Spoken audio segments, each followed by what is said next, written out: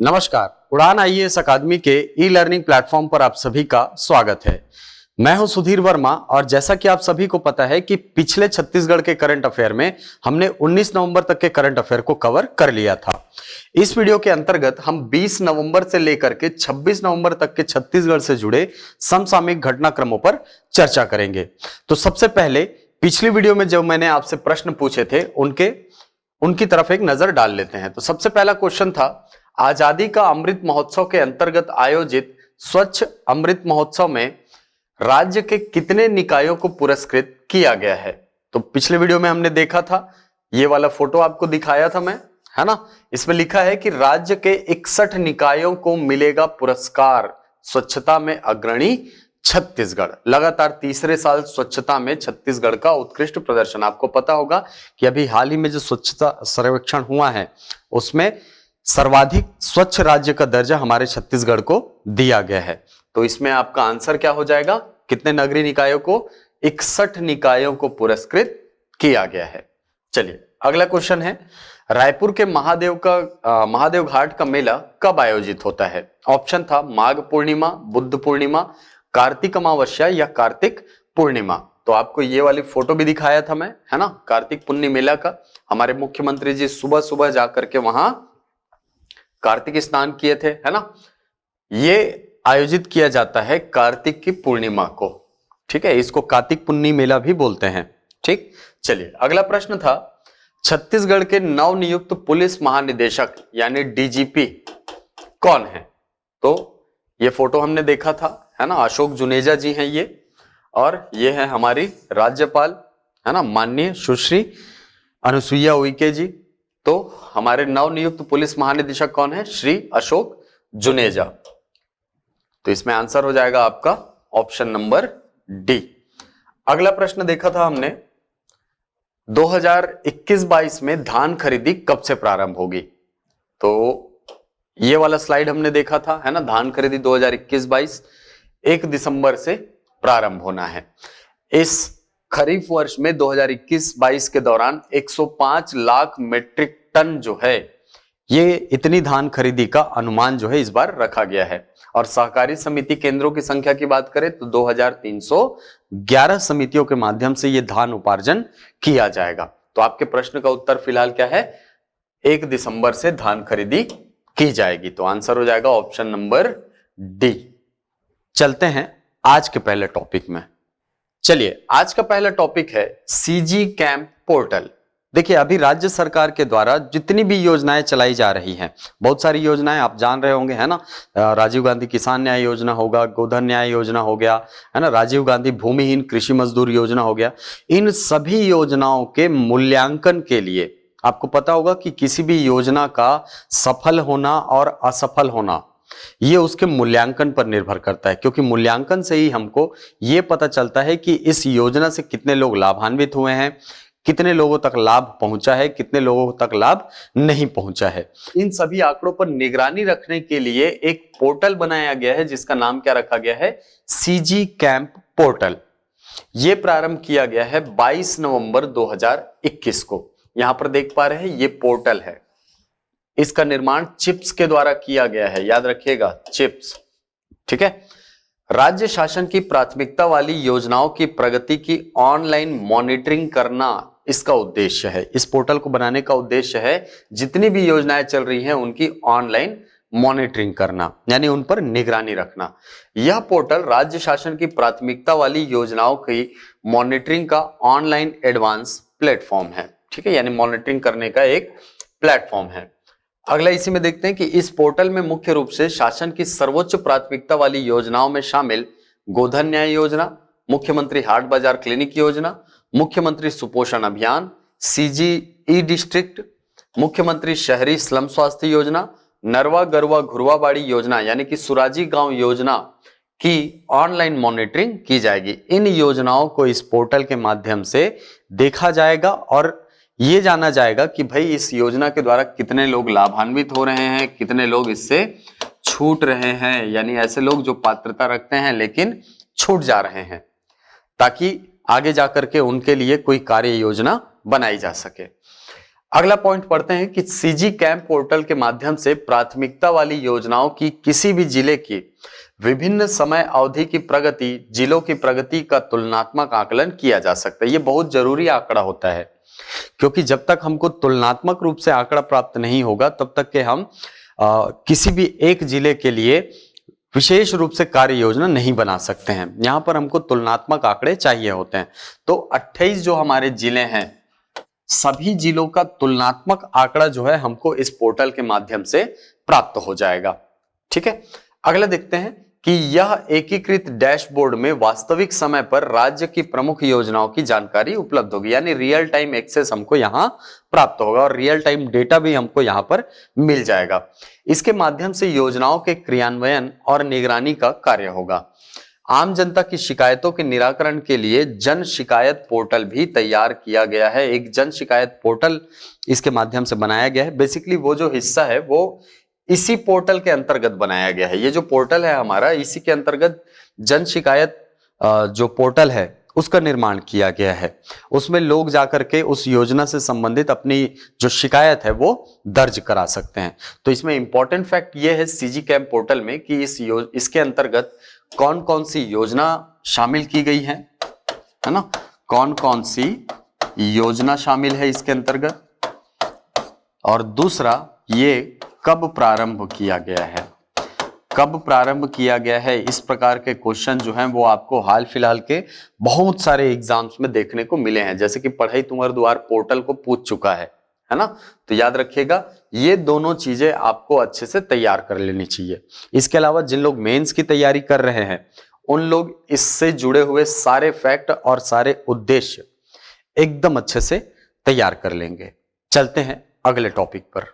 चलिए, अगला टॉपिक है तारुण्य वार्ता कार्यक्रम। अभी हाल ही में यूनिसेफ की सहायता से जो कैदी बच्चे हैं, ठीक है, जिनको सुधार गृह में रखा गया है, उनको सकारात्मक सोच प्रदान करने के लिए तारुण्य वार्ता कार्यक्रम जो है ये संचालित किया गया है। ठीक, आइए पढ़ते हैं इसमें कि यूनिसेफ के सहयोग से 10 से 25 आयु वर्ग के बालक बालिका के मानसिक और शारीरिक विकास करना, ये इस तारुण्य वार्ता कार्यक्रम का उद्देश्य है। इसके अन्य उद्देश्यों की बात करें तो तरुणों के साथ साथ संवाद करना, उनकी समस्याओं को समझना, उनकी जिज्ञासाओं का समाधान करना, उन्हें वैज्ञानिक तथ्यों से परिचित कराना, ये इसका उद्देश्य है। तारुण्य वार्ता कार्यक्रम के माध्यम से किशोरों और किशोरियों को भी स्वयं को व्यक्त करने का मंच मिलेगा। इस कार्यक्रम के माध्यम से बाल संरक्षण, बाल अधिकार, शारीरिक संरचना, लैंगिक समानता, हिंसा के प्रकार, बाल यौन शोषण जैसे जरूरी विषयों पर किशोर एवं किशोरियों के साथ बात हो पाएगी। तो तारुण्य वार्ता कार्यक्रम जो है बेसिकली जो युवा वर्ग है उसको जागरूक करने का एक प्रयास है। ठीक, चलते हैं अगले टॉपिक पर। चलिए, अगला टॉपिक है चिराग परियोजना का शुभारंभ। ये अभी हाल फिलहाल में चर्चित सबसे ज्यादा हॉट टॉपिक रहा है। क्यों रहा है?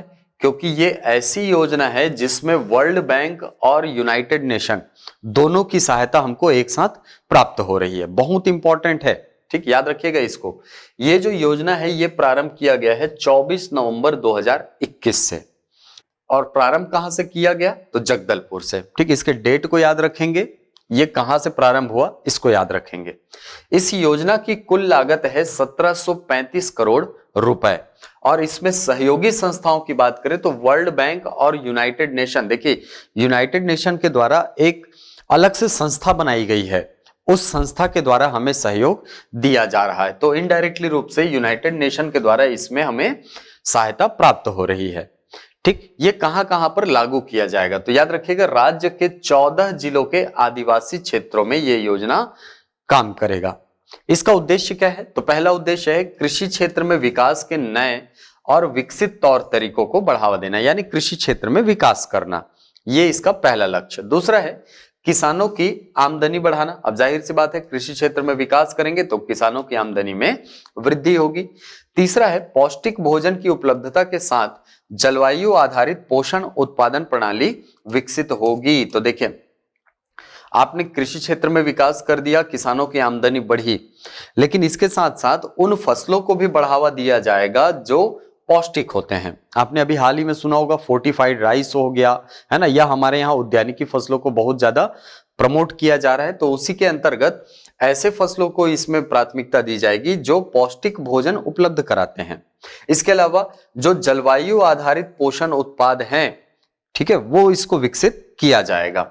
अगला है प्राकृतिक संसाधनों का होगा बेहतर प्रबंधन, यानी प्राकृतिक जो नेचुरल रिसोर्स हैं हमारे, उनका बेहतर मैनेजमेंट जो है इसके द्वारा किया जाएगा। इसी में आगे पढ़ते हैं कि इस परियोजना के लिए विश्व बैंक और संयुक्त राष्ट्र संघ की कृषि विकास हेतु स्थापित संस्था IFAD, ठीक है, देखिए IFAD का फुल फॉर्म है international fund for agriculture development, ठीक है, इस IFAD का फुल फॉर्म क्या है? International fund for agriculture development. इसकी स्थापना की गई है यूनाइटेड नेशन के द्वारा। आपको बताया ना कि यूनाइटेड नेशन के द्वारा एक अलग से संस्था बनाई गई है और इस संस्था के माध्यम से हमें सहायता दी जा रही है यूनाइटेड नेशन के द्वारा, ठीक है। चलिए, तो वर्ल्ड बैंक और यूनाइटेड नेशन की ये जो संस्था है IFAD, ये दोनों ने वित्तीय सहायता दी है। विश्व बैंक के द्वारा 730 करोड़ रुपए जो है ये दिया गया है, वहीं IFAD द्वारा 486.69 करोड़ रुपए की सहायता इस परियोजना के लिए दी गई है। बाकी की जो राशि है उसका भुगतान राज्य सरकार के द्वारा किया जाएगा। बाकी का जो खर्च है वो किसके द्वारा उठाया जाएगा? राज्य सरकार के द्वारा। राज्य सरकार ने इस परियोजना की कुल राशि में 30% राशि यानी कि 518.68 करोड़ रुपए अपने राजकीय कोष से उपलब्ध कराए हैं, जैसा कि मैंने आपको बताया है, ठीक। चिराग परियोजना, देखिए अब कौन कौन से 14 जिले, जैसे मैंने आपको बताया ना कि 14 जिलों में इसे संचालित किया जाएगा, तो कौन कौन से जिले हैं? बस्तर, बीजापुर, दंतेवाड़ा, कांकेर, कोंडागांव, नारायणपुर, सुकमा, ठीक, यानी कि बस्तर संभाग के 7 जिले, ठीक है, बस्तर संभाग के सभी 7 जिले इसमें शामिल हैं। इसके अलावा मुंगेली, बलौदाबाजार, बलरामपुर, जशपुर, कोरिया, सूरजपुर और सरगुजा, ठीक। इसके अलावा सरगुजा संभाग के 5 जिले इसमें शामिल हैं। सरगुजा संभाग के 5 जिले शामिल है। इसके अलावा मुंगेली और बलौदाबाजार, ठीक। तो इस प्रकार से 14 हो जाएंगे। मुंगेली को याद रखिए और बलौदाबाजार को याद रखिए। तो इस प्रकार से कुल 14 जिले हैं जहां पर ये जो चिराग योजना है ये प्रारंभ किया गया है। बहुत इंपॉर्टेंट योजना है और मान के चलिए कि आगामी एग्जाम में किसी ना किसी में ये टपकने वाला है ना। तो इसमें याद क्या रखना है, जो हाईलाइटेड पॉइंट है सब आपको बताया हूं कि इसमें ये प्रारंभ कब हुआ, किस स्थान से हुआ, लागत कितनी है, सहयोगी संस्था कौन कौन से हैं और 14 जिलों के नाम, ठीक है। आपको इसमें यहां पर मैंने बताया बस्तर संभाग के 7 जिले, सरगुजा संभाग के 5 जिले, इसके अलावा मुंगेली और बलौदाबाजार, ये 14 जिले हैं जहां पर ये जो चिराग योजना है ये प्रारंभ किया गया है। इसके अलावा कौन कौन सी संस्था इसमें सहयोग कर रही है और कितनी राशि का सहयोग कर रही है, ठीक। तो विश्व बैंक 730 करोड़, IFAD का पूरा नाम याद रखिएगा, international fund for agriculture development, ठीक है, ये 486.69 करोड़ और राज्य सरकार जो है ये अपने राजकीय कोष से कितना उपलब्ध करा रही है? कुल खर्च का 30% यानी कि 518.68 करोड़ रुपए। इतने सारे फैक्ट आप अपनी कॉपी में एकदम से लिख लीजिए, ठीक। आप चाहे तो यहां से स्क्रीनशॉट ले सकते हैं। चलिए स्क्रीनशॉट ले लीजिए जल्दी से, इसका इस पेज का भी चाहो तो स्क्रीनशॉट ले सकते हैं आप। ये देखिए 24 नवंबर बुधवार को इस योजना का प्रारंभ किया गया है ना। हमारे माननीय मुख्यमंत्री जी, कृषि मंत्री जी भी हैं यहाँ पर, है ना, ये सब यहाँ पर उपलब्ध हैं। ये हमारे उद्योग मंत्री कवासी लखमा जी भी हैं। तो चिराग परियोजना का उद्घाटन हुआ है, प्रारंभ हुआ है, कहां से हुआ है? जगदलपुर से हुआ है। चलो चलते हैं अगले टॉपिक पर।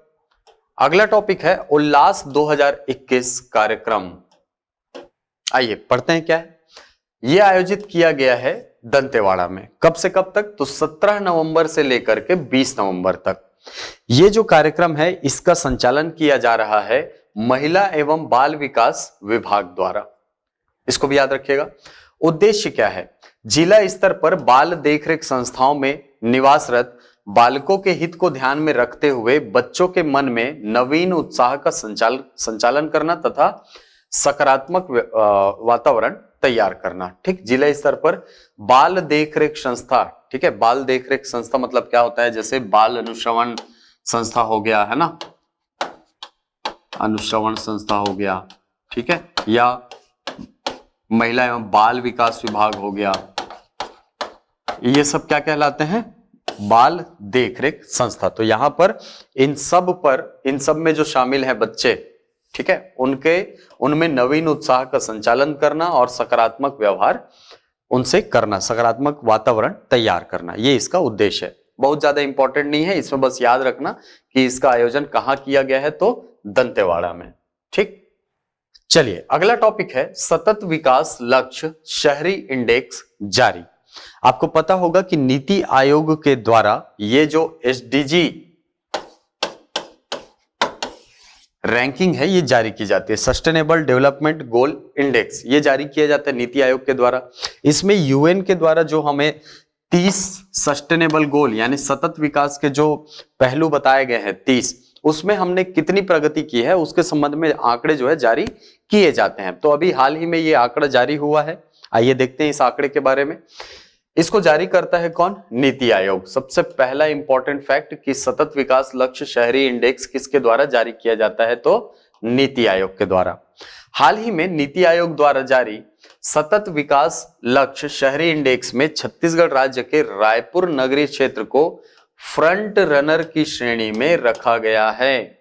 ठीक, नीति आयोग ने प्रथम बार इस प्रकार के एसडीजी के अंतर्गत शहरी इंडेक्स जारी किया, यानी शहरी इंडेक्स जारी किया है पहली बार, इसीलिए ये आपके एग्जाम के लिए इंपॉर्टेंट है। इसमें रायपुर की रैंक सबसे ज्यादा इंपॉर्टेंट है, आगे पढ़ेंगे इसमें, है ना।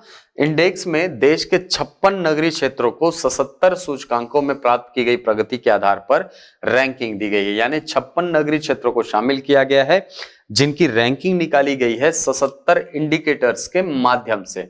77 इंडिकेटर्स हैं, 77 सूचकांक है जिसके माध्यम से या जिसके आधार पर इनकी तुलना की गई है, जिसमें सर्वाधिक 75.5 अंक प्राप्त करके शिमला प्रथम रैंक पर है। शिमला ने प्रथम स्थान प्राप्त किया है, 75.5 अंक प्राप्त किया है।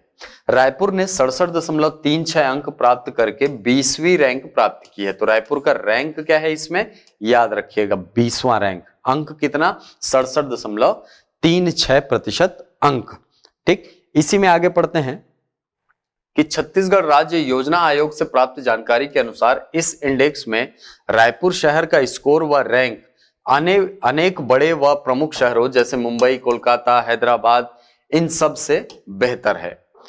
गौरतलब है कि संयुक्त राष्ट्र संघ द्वारा सतत विकास को सुनिश्चित करने हेतु 17 एसडीजी लक्ष्य निर्धारित किए थे। मैंने शायद आपको गलती से 30 बोल दिया है ना, इनकी संख्या कितनी है, 17 है, ये याद रखिएगा। 17 सस्टेनेबल डेवलपमेंट गोल जो हैं ये निर्धारित किए गए हैं किसके द्वारा, संयुक्त राष्ट्र संघ द्वारा।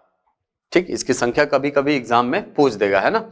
राज्य स्तर पर इन लक्ष्यों के अंतर्गत प्राप्त प्रगति के मूल्यांकन हेतु राज्य योजना आयोग द्वारा एसडीजी स्टेट इंडिकेटर फ्रेमवर्क एवं एसडीजी बेसलाइन एवं प्रोग्रेस रिपोर्ट तैयार की गई है। इस फ्रेमवर्क के आधार पर विभागों द्वारा सतत अनुश्रवण रायपुर शहर की इस उपलब्धियों में सहायक रहा है, यानी कि समय समय पर जो फीडबैक लिया गया है, समय समय पर जो मॉनिटरिंग की गई है, उन सभी का योगदान है इस रैंक को लाने में।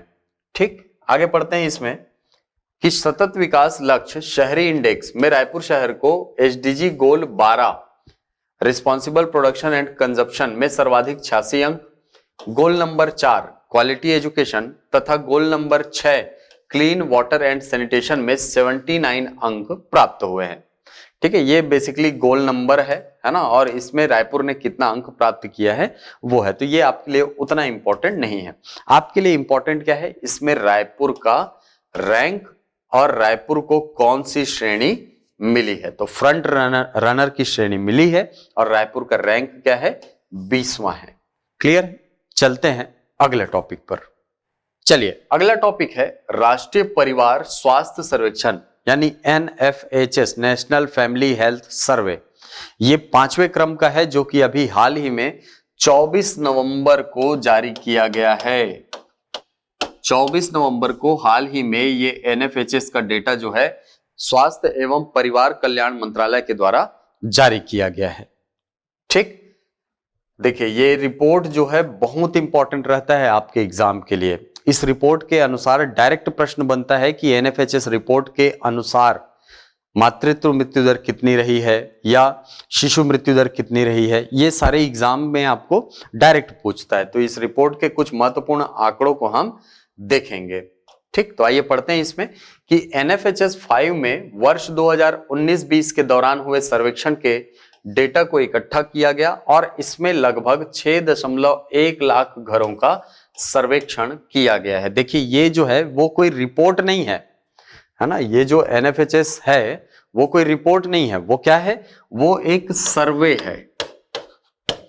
ठीक है, सर्वे में, रिपोर्ट में और सर्वे में यही अंतर होता है कि रिपोर्ट में सभी का प्रॉपरली जाकर के इंटरव्यू लिया जाता है या उनसे संबंधित आंकड़े लिए जाते हैं, लेकिन यहां पर जो एनएफएचएस होता है ना, या किसी प्रकार का जो सर्वे होता है उसमें कुछ का सर्वे किया जाता है, कुछ घरों का सैंपल लिया जाता है और उसके माध्यम से अनुमान लगाया जाता है कि भाई इतने का इतना है तो हमारे पूरे देश का इतना होगा। तो सर्वे में और रिपोर्ट में यही अंतर होता है। ठीक है, तो ये जो एनएफएचएस है वो बेसिकली क्या है, सर्वे है। तो अभी हाल ही में जो सर्वे किया गया है उसमें लगभग 6.1 लाख, ये पूरे भारत की बात हो रही है ना, 6.1 लाख घरों का सर्वेक्षण किया गया है।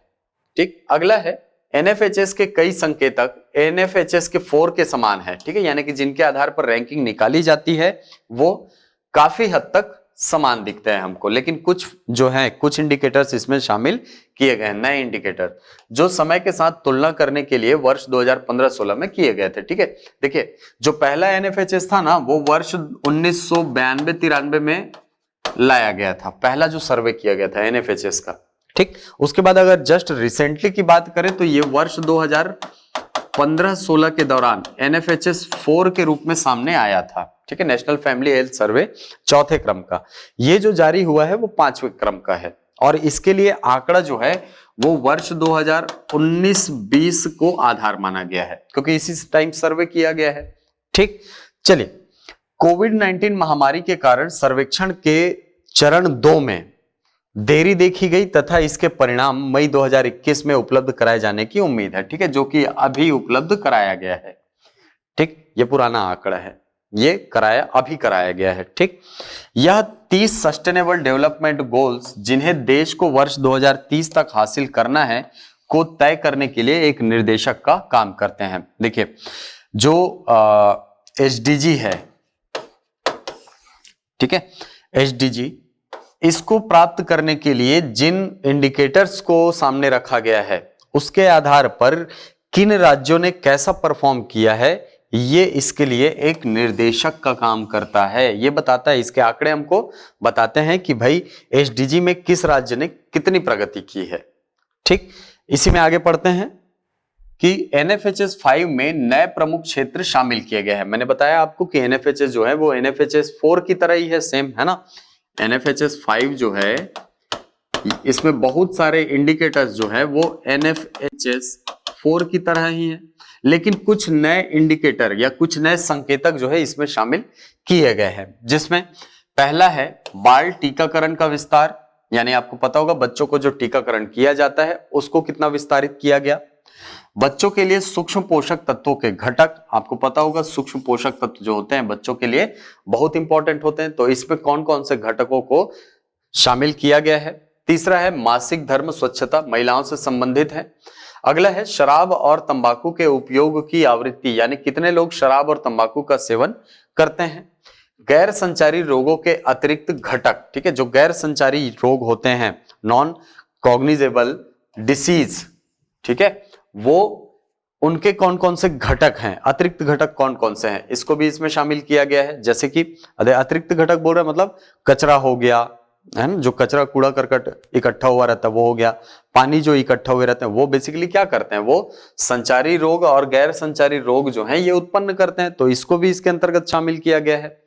15 वर्ष और उससे अधिक आयु वर्ग के सभी लोगों में उच्च रक्तचाप यानी blood pressure, high blood pressure और मधुमेह को मापने के लिए विस्तारित आयु सीमा, ठीक है, यानी इसके अंतर्गत जो हाई ब्लड प्रेशर है और जो डायबिटिक लोग हैं उसको मापने के लिए जो अधिकतम आयु सीमा है उसको भी इसके अंतर्गत शामिल किया गया है।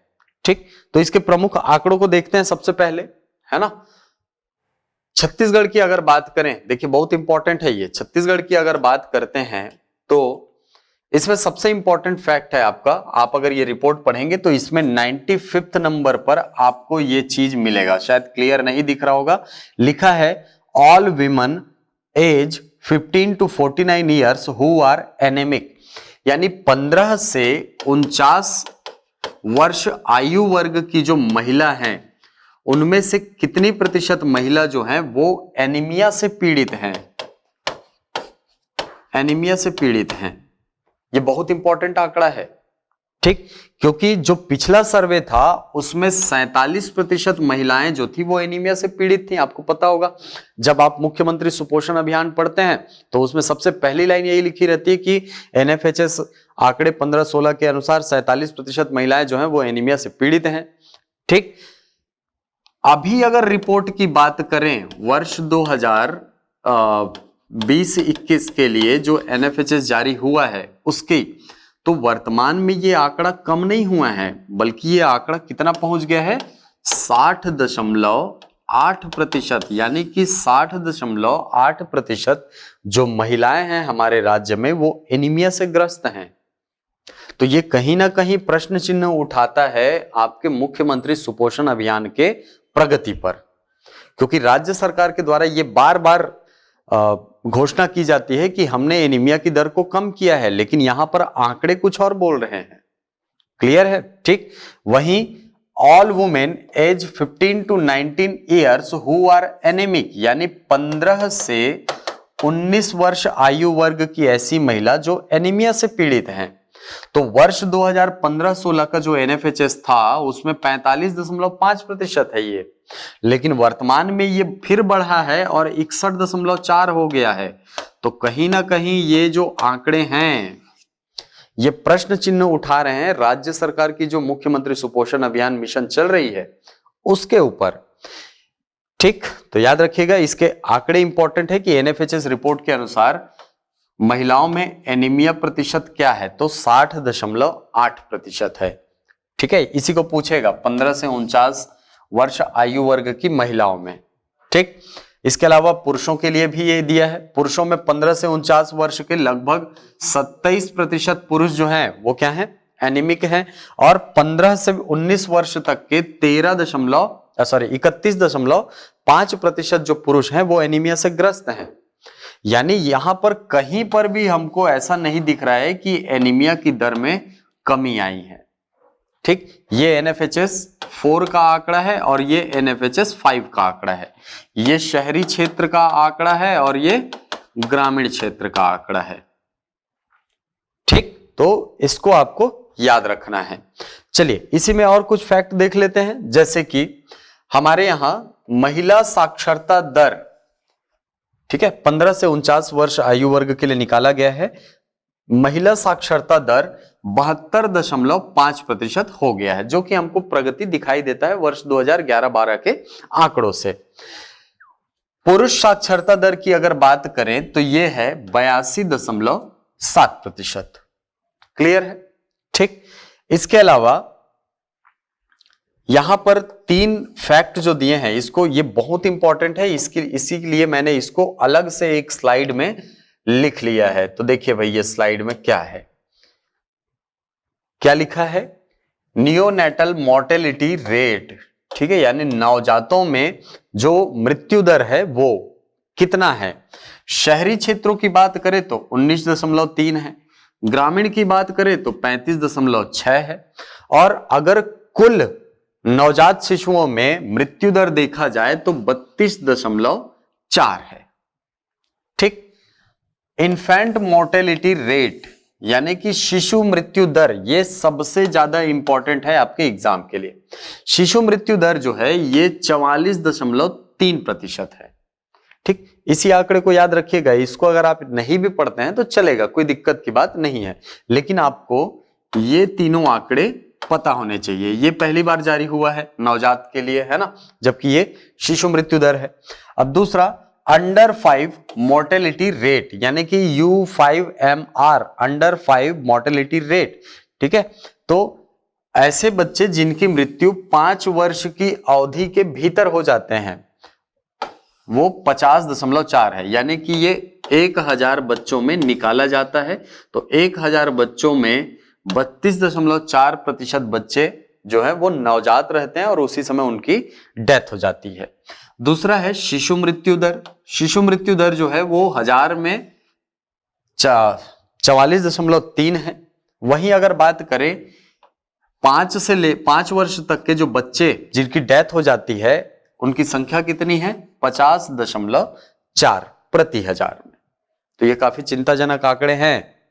ठीक, आगे पढ़ते हैं। इसमें प्रमुख निष्कर्ष क्या है इस NFHS 5 के? तो पहला चीज, नेशनल फैमिली हेल्थ सर्वे की रिपोर्ट में यह तथ्य उजागर किया गया है कि भारत में टोटल फर्टिलिटी रेट यानी कि TFR, राष्ट्रीय प्रजनन दर 2.2 से कम होकर 2.0 तक पहुंच गई है। ठीक है, देखिए हमारे यहां एक क्रिटिकल वैल्यू माना जाता है 2.1 को, यानी कि अगर 2.1 है TFR, टोटल फर्टिलिटी रेट यानी राष्ट्रीय प्रजनन दर, कुल प्रजनन दर, तो इस समय हमारी जनसंख्या जो है वो स्थिर रहेगी, ऐसा अनुमान रहता है। ठीक है, लेकिन वर्तमान जो जनसंख्या है NFHS की रिपोर्ट के अनुसार वो कितना पहुंच गया है? राष्ट्रीय प्रजनन दर 2.0, अनुमानित हमारे यहां कितना था? 2.1, इतने में स्थिर रहेगा। तो 2.0 में हमारी जनसंख्या में अब जो है बढ़ोतरी नहीं होगी, ऐसा अनुमान लगाया जा रहा है इस NFHS रिपोर्ट के द्वारा। यानी अब हमारी जनसंख्या जो है वो ढलान की तरफ आ रही है, यानी हमारी जनसंख्या अब क्या होगी? थोड़ी कम होगी। ये इस रिपोर्ट के अनुसार बताया गया है। ठीक, प्रति महिला औसत प्रजनन दर 2.1 को रिप्लेसमेंट मार्क के रूप में जाना जाता है। रिप्लेसमेंट मार्क मतलब प्रतिस्थापी दर। ठीक है, क्या होता है? यानी अगर कोई महिला 2.1 बच्चे, ठीक है, अब ये प्रतिशत में निकाला गया है ना, इसीलिए 2.1 है। ठीक, यानी कि यदि कोई महिला 2.1 बच्चे को जन्म देती है, औसत रूप से बताया जा रहा है, ठीक, तो ये कहा जाता है कि ये रिप्लेसमेंट मार्क होगा। रिप्लेसमेंट मार्क का मतलब होता है जितनी जनसंख्या होगी उतनी ही जनसंख्या बनी रहेगी। ठीक, यानी इस औसत पर जनसंख्या जो है कमोबेश स्थिर रहती है। क्यों रहती है? देखिए इसको 2.1 क्यों बोला गया? एक पुरुष है, एक महिला है, तो ये 2 हो गए, और कुछ लोगों की डेथ भी तो होगी, तो उसको माना गया है 0.1। ठीक है, उसको कितना माना गया है? 0.1 माना गया है। क्लियर? तो इसीलिए प्रतिस्थापी दर कितना माना जाता है? 2.1। तो लेकिन हमारे यहां कितना हो गया? अभी ये 2.0 हो गया। ये TFR है, यही हमारे यहां क्या बन गया है? TFR बन गया है। तो अब ऐसी उम्मीद है कि जनसंख्या जो है वो क्या होगी? हमारी कम होगी, ऐसा मानना है NFHS 5 का। यह पहली बार हुआ है कि देश की राष्ट्रीय प्रजनन दर रिप्लेसमेंट मार्क से भी नीचे 2.0 तक चली गई है। ठीक, चलिए इसी में आगे पढ़ते हैं कि भारत में जनसांख्यिकी बदलाव का संकेत देते हुए पहली बार महिलाओं की संख्या पुरुषों से अधिक हो गई है। ठीक है, यानी कि हमारे यहां लिंगानुपात जो है वो 1000 से अधिक हो गया है। सेक्स रेशियो 1000 से अधिक हो गया है। ठीक, लिंगानुपात 1000 को पार कर जाने के साथ ही हम कह सकते हैं कि भारत विकसित देशों के समूह में आगे बढ़ रहा है। जाहिर सी बात है, क्योंकि हमारे यहाँ भ्रूण हत्या नहीं हो रही है ना, हमारे यहाँ महिलाओं को समानता के अवसर मिल रहे हैं। इसी कारण से लिंगानुपात क्या हुआ है? 1000 से पार हुआ है। ठीक, इसका श्रेय महिला सशक्तिकरण के लिए किए गए उपायों जैसे वित्तीय समावेशन और लैंगिक पूर्वाग्रह तथा असमानताओं से निपटने आदि को है। बिल्कुल है इसको श्रेय, है ना। चलिए आगे पढ़ते हैं इसमें कि NFHS 5 के अनुसार देश में 88.6% जन्म, है ना, सर्वेक्षण से पहले के 5 साल में, शुरू के 5 साल की बात हो रही है, तो देश में 88.6% जन्म जो है अस्पताल में हुए हैं। यानी ये प्रसव किस प्रकार के थे? संस्थागत प्रसव थे। अधिकारियों ने कहा कि NFHS 4 के बाद से महत्वपूर्ण वृद्धि इस बात का प्रमाण है कि भारत सार्वभौमिक संस्था जन्म की ओर बढ़ रहा है। यानी कि अब हमारे देश में संस्थागत प्रसव कितना है? ये भारत की बात हो रही है भाई, है ना, छत्तीसगढ़ की नहीं। भारत में आंकड़ा क्या है? 88.6%। क्लियर है? ये क्या है? संस्थागत प्रसव का प्रतिशत है। तो आपको अगर एग्जाम में आए कि NFHS रिपोर्ट 5 के अनुसार या NFHS के अनुसार या NFHS 5 के अनुसार भारत में संस्थागत प्रसव का प्रतिशत क्या है? तो 88.6% है। ठीक। NFHS 4 में कितना था? तो ये था 78.9%, यानी कि लगभग 10% की वृद्धि हुई है। ठीक, आगे बढ़ते हैं। इसमें छत्तीसगढ़ के संबंध में कौन कौन से आंकड़े महत्वपूर्ण हैं आपके एग्जाम के लिए? तो देखिए, सबसे पहला कुल लिंगानुपात। छत्तीसगढ़ में अभी हाल ही में जो NFHS का डेटा आया है ना, उसके अनुसार लिंगानुपात कितना है? 1015। जबकि वर्ष 2011 के अगर जनगणना की बात करें तो कितनी थी जनसंख्या या लिंगानुपात? 991। ठीक। शहरी लिंगानुपात 1016 है, जबकि ग्रामीण लिंगानुपात 1014 है हमारे छत्तीसगढ़ में। महिला साक्षरता की बात करें तो 72.5%, जो कि वृद्धि को दिखाता है। पहले 60% था। शहरी महिला साक्षरता ये 83.4% है, जबकि ग्रामीण महिला साक्षरता 69.1% है। पुरुष साक्षरता 82.7%, शहरी पुरुष साक्षरता 84.8% और ग्रामीण पुरुष साक्षरता है 82.0%। कुल जनन दर की बात करें तो हमारे यहां तो स्थिति और नीचे चली गई है, 1.8%। ठीक है, ये जनन दर की बात हो रही है। भारत में कितना? 2%। छत्तीसगढ़ में और नीचे चला गया है, कितना? 1.8%। संस्थागत प्रसव की बात करें तो ये 85.7% है। यानी अभी भी हम संस्थागत प्रसव में राष्ट्रीय दर से कम हैं। तो ये हमारे लिए चिंता का विषय है। इस पर सरकार को निश्चित रूप से ध्यान देना चाहिए। तो ये जो कुछ आंकड़े आपको बताया मैंने, ये आपके एग्जाम के लिए बहुत ज्यादा इंपॉर्टेंट है। जैसे एनीमिया की दर हो गई महिलाओं में, पुरुषों में एनीमिया की दर है ना, 27% पुरुष जो हैं ये एनीमिया से पीड़ित हैं। इसके अलावा 15 से 19 वर्ष तक के महिलाएं जो कि एनीमिया से पीड़ित है, तो इनका प्रतिशत है 61.4।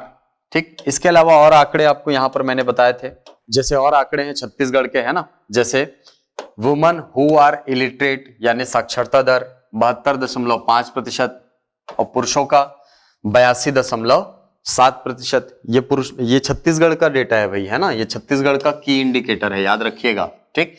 इसके अलावा मैंने शायद आपको ये नहीं बताया था, है ना, इसको आपको अच्छे से तैयार करना चाहिए। क्या? इसके अलावा जो आंकड़े मैंने आपको इस वाले स्लाइड में बताए हैं, ये आपके एग्जाम के लिए बहुत ज्यादा इंपॉर्टेंट है। इसको आप अच्छे से याद रखेंगे। जनन दर, मातृ मृत्यु दर, है ना, ये सब अभी NFHS के आंकड़े नए प्रस्तुत किए गए हैं। ठीक। तो ये भी याद रखना है कि इसको जारी किसके द्वारा किया जाता है? तो याद रखिएगा, इसको जारी किया जाता है स्वास्थ्य एवं परिवार कल्याण मंत्रालय के द्वारा। चलिए, तो अब आते हैं हमारे अगले सेक्शन में। अगले सेक्शन में पहला प्रश्न है, तारुण्य वार्ता कार्यक्रम संचालित किया जा रहा है, किस संस्था के सहयोग से इसे संचालित किया जा रहा है? ये आपको प्रश्न में पूछ रहा है। ऑप्शन है यूनिसेफ, एशियन डेवलपमेंट बैंक, विश्व बैंक या यूनेस्को। तो इसका आंसर आप हमको कमेंट बॉक्स में बताएंगे। अगला प्रश्न है, चिराग परियोजना के बारे में सही कथन का चयन करिए। देखिए, चिराग परियोजना बहुत इंपॉर्टेंट है, इसको अच्छे से तैयार करना है आपको, है ना। यह 24 नवंबर 2021 को प्रारंभ हुई है। यह जगदलपुर से प्रारंभ हुई है।